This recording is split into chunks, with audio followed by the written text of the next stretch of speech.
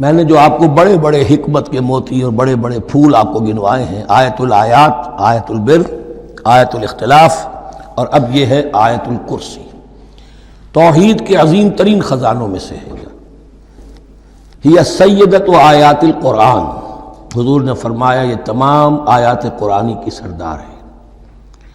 جس طریقے سے آیہ بر اور سورۃ العصر میں ایک نسبت ہے کہ ہدایت اور نجات کی شرائط ساری کی ساری ایک چھوٹی سی صورت میں اللہ نے جمع کر دی، والعصر ان الانسان لفی خسر الا الذین آمنوا وعملوا الصالحات وتواصوا بالحق وتواصوا بالصبر، لیکن اس کی تفصیل ایک آیت میں آئی، وہ آیت البر ہے۔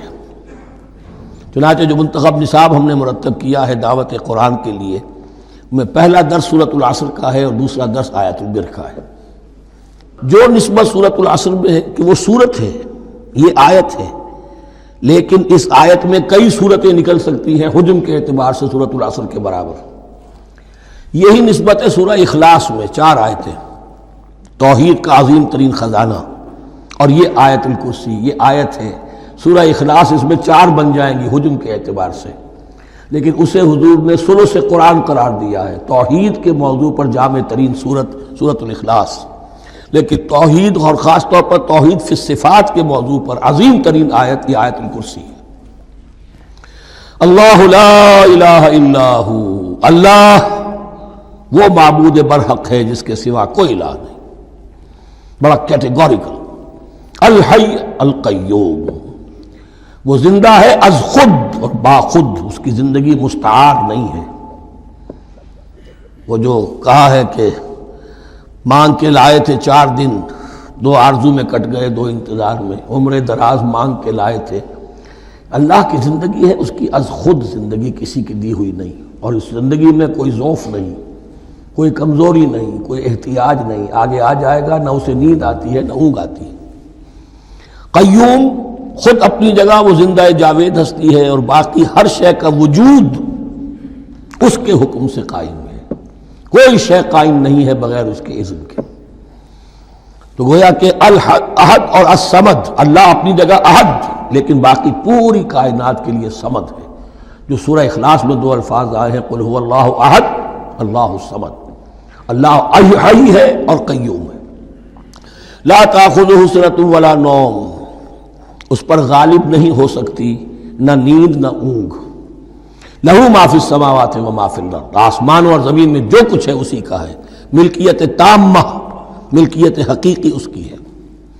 من ذا الذی یشفع عندہ الا باذنہ، کون ہے وہ جو شفاعت کر سکے اس کے پاس مگر اس کی اجازت سے۔ اب یہ مقام آیا ہے سورہ بقرہ میں پہلی مرتبہ، 3 مرتبہ کیٹیگوریکل ڈینائل کے بعد، کوئی شفاعت نہیں، کوئی شفاعت نہیں، کوئی شفاعت نہیں۔ یہاں بھی جو انداز ہے بہت ہی جلالی انداز ہے، منظر نظری، کس کی یہ حیثیت ہے، کس کا یہ مقام ہے، کس کو یہ زور حاصل ہے کہ وہ اپنے اختیار کے بل پر، جو اپنی حیثیت کی بنیاد پر شفاعت کر سکے؟ ہاں، جس کے لیے اللہ اجازت دے دے۔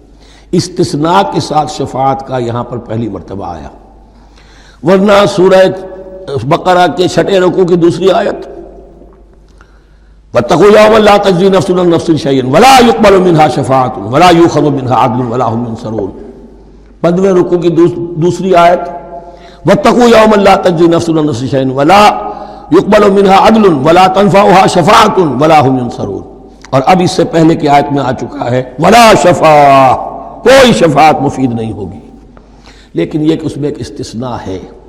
اب یہ ذرا باریک مسئلہ ہے کہ شفاعت حقہ کیا ہے، شفاعت باطلہ کیا ہے، تو دورہ ترجمہ قرآن میں اتنی تفاصیل کے ساتھ بحث نہیں کی جا سکتی، وہ ایک علیحدہ موضوع ہے، حال ہی میں نے اس پر اپنے درس ریکارڈ کرا دیے ہیں۔ یعلم ما بین ایدیہم وما خلفہم، وہ جانتا ہے جو کچھ ان کے سامنے اور جو اس کو پیچھے ہے۔ عام طور پر دنیا میں ہم سفارش کرتے ہیں تو کہتے ہیں کہ بھئی میں جانتا ہوں اس شخص کو بہتر، اصل میں جیسا کچھ یہ نظر آتا ہے ویسا نہیں ہے، یا جیسا کچھ فیکٹس آن دی فائل آ گئے ہیں وہ بڑے ہی ڈیسیونگ ہیں، اصل حقائق کچھ اور ہیں اس کیس کے، وہ میں آپ کو بتاتا ہوں۔ یہ بات اللہ کے سامنے کون کہہ سکتا ہے، جبکہ اللہ تو جانتا ہے جو کچھ ان کے سامنے اور جو کچھ ان کے پیچھے ہے، اور ان کا حال یہ وَلَا يُحِيطُونَ بِشَيْءٍ مِّنْ عِلْمِهِ إِلَّا بِمَا شَاءَ، اور وہ احاطہ کر ہی نہیں سکتے اللہ کے علم سے کسی شے کا سوائے اس کے جو اللہ چاہے۔ باقی ہر ایک کے پاس علم جو ہے اللہ کا عطائی علم ہے، دیا ہوا علم ہے، محدود علم ہے، بڑے سے بڑا رسول ہو، بڑے سے بڑا ولی ہو، بڑے سے بڑا فرشتہ ہو۔ لا علم لنا الا ما علمتنا، ہم پڑھائیں چوتھے رکوع میں، تو کون کہہ سکتا ہے؟ من ذا الذی یشفع عنده الا باذنہ یعلم ما بین ایدیہم وما خلفہم ولا یحیطون بشیء من علمہ الا بما شاء وسع کرسیہ السماوات والارض۔ اس کی کرسی تمام آسمانوں اور زمین کو محیط ہے۔ اب کرسی کے دو مفہوم یہاں ہو سکتے ہیں، ایک تو یہ کہ اس سے جو معنی مراد ہے یعنی اس کا اقتدار، اس کی قدرت، اس کا جبر، اس کا اختیار، یہ اتھارٹی پوری کائنات کو۔ ایک یہ بھی ہو سکتا ہے کہ اللہ تعالیٰ کے لیے ہم نہیں جان سکتے، یہ آیات متشابہات میں سے ہیں کہ کوئی شے بھی ہو واقعتاً جس کو ہم اسے کرسی کہہ سکیں۔ عرش، کرسی، ان سب کے بارے میں یہ دونوں باتیں ذہن میں رکھیے۔ یہ بھی ہو سکتا ہے کہ ان کی کوئی مجسم حقیقت ہو جو ہمارے ذہن سے، ہمارے تخیل سے ماورا ہے، اور یہ بھی ہو سکتا ہے اس سے استعارہ مراد ہو۔ اس کا اقتدار و اختیار آسمانوں اور زمین پر چھایا ہوا ہے۔